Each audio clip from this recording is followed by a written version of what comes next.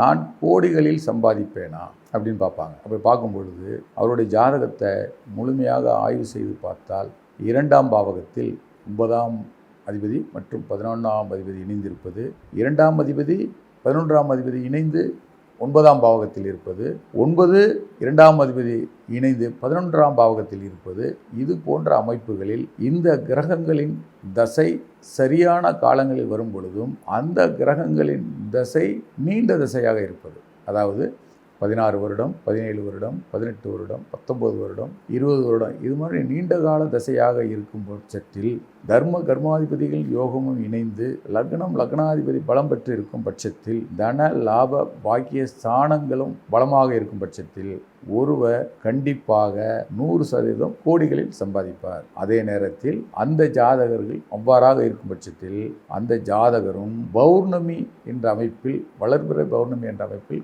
கண்டிப்பாக பிறந்திருப்பார். அப்பொழுதுதான், அதாவது இன்றைக்கு பார்க்கும் பொழுது தரம் அப்படின்னு சொன்னாக்க ISI அப்படின்னா தரம், ISOன்னா இன்டர்நேஷனல் ஸ்டாண்டர்டைஸ் அப்படின்னு சொல்லுவாங்க. அப்போ இந்த பொருள் தரமாக இருக்கிறது என்பது ISI. அப்போ ஜாதகனுடைய ஜாதகம் பலமாக இருந்தால் இவர் அதிகமாக சம்பாதிப்பார். மேலும் ISO என்று சொல்லக்கூடிய பிறப்பின் பின்புலம் பலமாக இருக்கும் பட்சத்தில் மிக அதிகமாக சம்பாதிப்பார். ISI, ISO தொடர்புபடுத்தி பார்த்துக் கொள்ளும்.